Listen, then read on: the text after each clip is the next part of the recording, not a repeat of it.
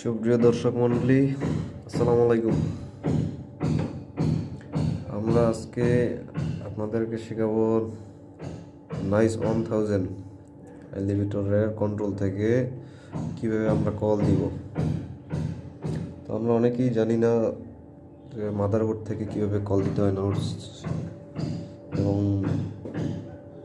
কিভাবে আমরা up down করতে পারবো লিফটটা উপর থেকে, সেটা আপনাদের কাছে দেখাবো। এটা হচ্ছে আমাদের মাদারবোর্ড,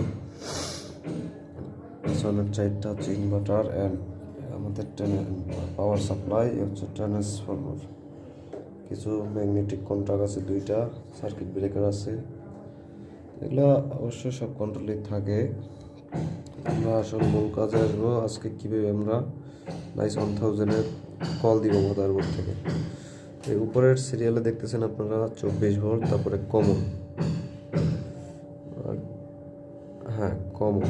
তো এই কমন থেকে একটা তার নিয়ে আপনারা উপরে দেখবেন মাদারবোর্ডের L1, L2, L3, L4, L5, L6, 7 এরকমের, এগুলো সবই কল।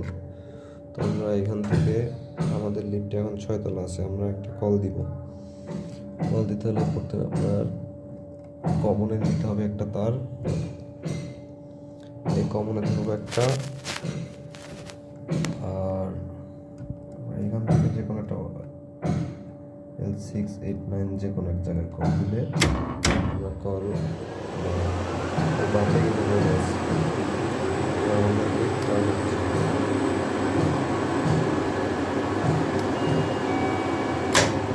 আমরা লিফট চালাতে পারবো।